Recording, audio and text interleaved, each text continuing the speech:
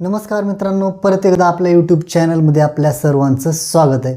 तर आजचा जो टॉपिक आहे त्या टॉपिकमध्ये मी तुम्हाला कर्करोग म्हणजेच रक्ताचा कर्करोग म्हणजेच ब्लड कॅन्सर फक्त 200 रुपयाच्या CBC टेस्टमधून त्याचं निदान कसं लावलं जाऊ शकतं, कसं समजतं रक्ताचा कॅन्सर काय असतो, त्याचे प्रकार काय आहेत, हे संपूर्ण डिटेल माहिती मी तुम्हाला आजच्या व्हिडिओमध्ये शेअर करणार आहे। त्यासोबतच कॅन्सरच्या पेशंटने काय केलं पाहिजे, ट्रीटमेंट त्याच्यावरती आहेत का, नसेल तर काय केलं पाहिजे, या सगळ्या गोष्टी आजच्या व्हिडिओमध्ये आपण कव्हर करणार आहोत।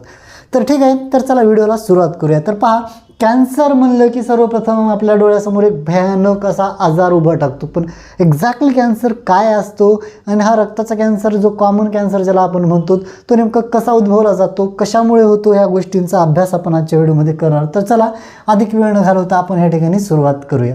ठीक आहे, तर आता ब्लडचा कॅन्सर म्हणजे प्रामुख्याने डायरेक्टली इनडायरेक्टली जुडलेला आहे आपल्या शरीराच्या पांढऱ्या पेशींसोबत, ज्यांना आपण WBCs म्हणतो, व्हाईट ब्लड सेल्स। मग त्या अगोदर आपल्याला व्हाईट ब्लड सेल्स काय आहेत हे समजून घेणं गरजेचं आहे।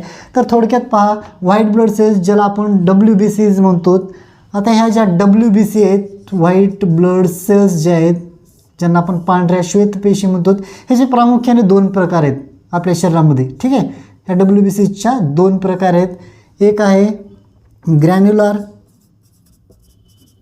आणि दुसरा आहे अग्रॅन्युलर। तुम्हाला कॅन्सर समजण्यासाठी ह्या गोष्टी खूप महत्त्वाच्या आहेत, ग्रॅन्युलर आणि अग्रॅन्युलर। हे भानगड काय मी तुम्हाला थोडक्यात शॉर्टकटमध्ये सांगणार आहे। त्यानंतर ग्रॅन्युलरमध्ये सुद्धा 3 प्रकार आहेत, पांढऱ्या पेशीचे ग्रॅन्युलरमध्ये 3 प्रकार आहेत।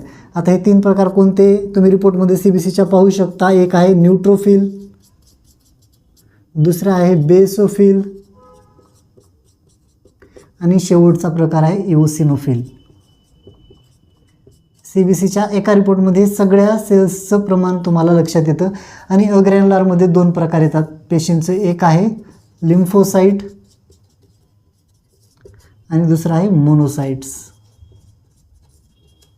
ओके, कारण हे तुम्हाला कॅन्सरचे प्रकार कसे ठरतात रक्ताचे तेच सांगणार आहे CBC टेस्टमध्ये।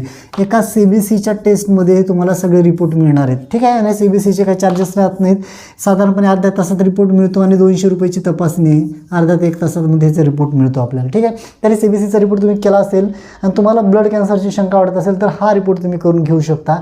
साधारणपणे आपल्या रक्तामध्ये WBC म्हणजे पांढऱ्या पेशींचं प्रमाण 4000 ते 11000 इतकं असतं। 4000 ते 11000 ह्या सगळ्या प्रकारच्या पांढऱ्या पेशी, म्हणजे पांढऱ्या पेशीचे प्रकार जे आहेत ते 5 आहेत, न्यूट्रोफिल, बेसोफिल, इओसिनोफिल, लिम्फोसाइट आणि मोनोसाइट। ह्याचे एवढ्या प्रकारच्या सगळ्या सेल्स म्हणून टोटल WBC काउंट आपलं होत असतं। आता ब्लड कॅन्सर म्हणजे काय आहे थोडक्यात तुम्हाला सांगण्याचं काम करतो मी। ब्लड कॅन्सर ज्याला आपण ल्युकेमिया म्हणतो, ओके, या ब्लड कॅन्सरला ल्युकेमिया म्हणलं जातं।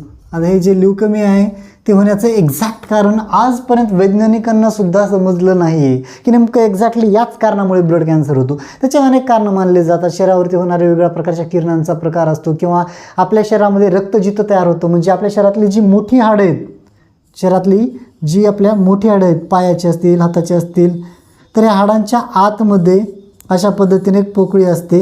ठीक आहे, ज्याला आपण बोन मॅरो म्हणतो, याला आपण म्हणतो बोन मॅरो, म्हणजेच मराठीमध्ये यालाच आपण म्हणतो अस्थिमज्जा।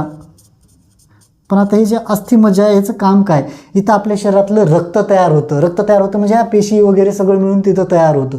ठीक आहे, पण यामध्ये जर बिघाड झाला तर ह्या ठिकाणी हे 4000 ते 11000 पेशी असण्याच्या ऐवजी गरजेपेक्षा अधिक खूप प्रमाणामध्ये ॲबनॉर्मल पेशी हा बोन मॅरो तयार करायला चालू करतो। ठीक आहे, आणि ह्या बोन मॅरोमधून अशा प्रकारच्या खूप पेशींचं प्रमाण ज्यावेळेस वाढतं। आता थोडक्यात समजून घेऊया पांढऱ्या पेशीचं काय काम आहे। आपल्या शरीरामध्ये पांढऱ्या पेशी म्हणजे सैनिकी पेशी म्हणतात, म्हणजे कोणतेही इन्फेक्शन झालं तर त्याच्या अगेन्स्ट काम करण्यासाठी या सैनिकी पेशी काम करतात।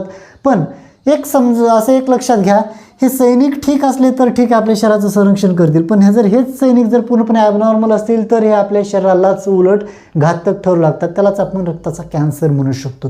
पण यामध्ये काय होतं, नॉर्मली पेशंटमध्ये 4000 ते 11000 WBC व्हाईट ब्लड सेल्स म्हणजेच पांढऱ्या पेशी, श्वेत पेशी असतात प्रत्येकी मायक्रोलिटर ब्लडला। पण कॅन्सरच्या पेशंटमध्ये ह्या पेशींचं प्रमाण 1 लाख 1.5 लाखांपर्यंत सुद्धा वाढतं, एवढ्या प्रमाणामध्ये प्रमाण वाढलं जातं। ठीक आहे, आता समजा ह्या WBCचं प्रमाण 1 लाखांपेक्षा अधिक वाढत चालले। आता 1 लाखांपेक्षा अधिक WBCs वाढायल्यात, WBCs 1 लाखांपेक्षा अधिक वाढत चालल्यात। आता कोणत्या WBC वाढायला त्यामध्ये हे महत्त्वाचं आहे. ग्रॅन्युलर सेल्समध्ये न्यूट्रोफिल, बेसोफिल, इओनोफिल्स, इओसिनोफिल ह्या सेल्स असतात. ह्यांचं पर्सेंटेज असतं साधारणपणे ह्या सेल्सचं पर्सेंटेज 65 ते 70% असतं ह्या ग्रॅन्युलर सेलचं, ठीक आहे. म्हणजे न्यूट्रोफिल म्हणून आपण एक मोठा भाग. आणि इकडलं ह्यांचं सेलचं पर्सेंटेज असतं साधारणपणे 35 to 40% आसपास असतं.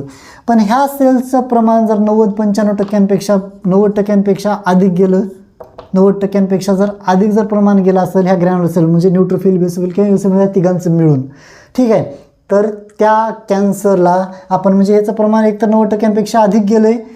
पण हे जर 4000 ते 11000च्या मध्ये असतील आणि 90% पुढे गेलं तर घाबरण्यासारखं काही नाही. पण 1 लाखांपेक्षा अधिक WBC झाले असतील टोटल WBC काउंट, आणि त्याच्यामध्ये ग्रॅन्युलर सेलचा म्हणजे न्यूट्रोफिलचा किंवा बेसोफिलचा किंवा इओसिनोफिलचा जर प्रमाण 90% किंवा 80-90% अधिक असेल तर याचा अर्थ तो कॅन्सर या पेशंटचा आहे. WBC मध्ये सुद्धा या पेशंटचा आहे. या कॅन्सरलाच आपण म्हणतो मेलॉइड ल्युकेमिया. या कॅन्सरला म्हणतो मेलॉइड ल्युकेमिया. कॅन्सरचे प्रकार सांगतो. आणि समजा रक्तामध्ये ह्या पेशंटचं प्रमाण कमी आहे आणि 1-1.5 लाखापेक्षा आसपास टोटल WBC असतील आणि त्यामध्ये अग्रॅन्युलर सेल्स म्हणजे लिम्फोसाईट किंवा मोनोसाईटचं प्रमाण वाढलं असेल तर त्याला आपण म्हणतो लिम्फोमा. म्हणजेच यालाच आपण म्हणतो लिम्फॉइड ल्युकेमिया. लिम्फॉइड ल्युकेमिया हे 2 महत्त्वाचे मूळ कॅन्सर आहेत. यामध्ये सुद्धा प्रकार आहेत, एक आहे अक्यूट आणि एक आहे क्रॉनिक. ओके, यावरून त्याची सिव्हिरिटी ठरत असते आजाराची. सेम यामध्ये सुद्धा लिम्फॉइडमध्ये सुद्धा तसंच असतं. म्हणजे थोडक्यात समजलं असेल ब्लडचा कॅन्सर डिटेक्ट करण्यासाठी WBCमध्ये हे चेंजेस होतात. 1 लाख WBCच्या आसपास टोटल WBC काउंट जातो आणि त्यामध्ये कोणत्या WBCची टक्केवारी वाढले तो कॅन्सर असतो. समजा ह्या ग्रॅन्युलर सेल्स म्हणजे न्यूट्रोफिल, बेसोफिल, इओसिनोफिल मिळून जर ह्याचं प्रमाण वाढलं असेल तर तो लिम्फॉइड ल्युकेमिया आहे. किंवा लिम्फोसाईट, मोनोसाईट वाढले असतील तर तो या सेल्स वाढल्या असतील तर तो मेलॉइड ल्युकेमिया आहे. आणि लिम्फोसाईट, मोनोसाईट वाढले असेल तर तो लिम्फॉइड ल्युकेमिया आहे. ओके, आता हे एकाच गोष्टीहून कळत नाही, यामध्ये आणखीन घडतात काही गोष्टी. त्या म्हणजे WBC प्रमाण खूप वाढतं पण त्यासोबतच प्लेटलेटचं प्रमाण कमी होतं, हिमोग्लोबिनचं प्रमाण कमी होतं, RBCचं प्रमाण कमी होतं, बाकी सगळ्या पेशींचं प्रमाण घटकांचं कमी होतं आणि फक्त पांढऱ्या पेशीच वाढतात. हे कॅन्सरचं साईन आहे, ठीक आहे. त्यासोबतच म्हणजे ह्या ठिकाणी घडतं काय, हे आपल्या शरीराची फॅक्टरी आहे रक्त तयार करणारी. म्हणजे प्लेटलेट, HB, RBC, WBC तयार करणारी फॅक्टरी आहे. फॅक्टरीमध्ये बिघाड झाला ना तर फॅक्टरीमधून फक्त ह्या WBC ॲबनॉर्मल अटिपिकल WBC तयार व्हायला लागतात खूप अधिक प्रमाणामध्ये आणि बाकीच्या गोष्टींकडे दुर्लक्ष केलं जातं शरीराकडून, ठीक आहे. तर हे आहे ब्लड कॅन्सर. या व्यतिरिक्त दुसरं तिसरं काही नाही. कोणत्या शरीरामध्ये व्हायरस नसतो किंवा दुसऱ्या अशा कोणत्या गोष्टी यामध्ये नाहीत. आणि यामुळे आपल्या ब्लड कॅन्सर झाल्यामुळे शरीराची इम्युनिटी म्हणजे रोगाच्या विरोधात काम करणारी हे जे घटक आहेत किंवा ही जी संस्था ही वीक पडते. दुसरे आजार, सेकंडरी डिसिजेस आपल्याला जडू लागतात आणि त्यामुळे लाईफस्पॅन कमी होतो किंवा लाईफस्पॅन त्या ठिकाणी त्या व्यक्तीचा कमी होतो आणि फेटल रेट त्या ठिकाणी अधिक प्रमाणामध्ये वाढू लागतो. म्हणजे मृत्यूदर वाढण्याचं कारण बनवू लागतं. या व्यतिरिक्त आणखीन ब्लड कॅन्सरबद्दल किंवा याबद्दल आणखीन काही शंका असतील कमेंट सेक्शनमध्ये विचारू शकता. आणि अशाच साध्या सरळ सोप्या भाषेत मी सांगण्याचा प्रयत्न केला जी की 5वीच्या विद्यार्थ्याला सुद्धा समजेल, ठीक आहे. तरीही काही अडचण असतील तर कमेंट सेक्शनमध्ये विचारा. आणि व्हिडिओ आवडला असेल तर व्हिडिओला लाईक करा आणि अशाच प्रकारच्या व्हिडिओसाठी आपल्या चॅनलला सबस्क्राईब करायला विसरू नका. धन्यवाद.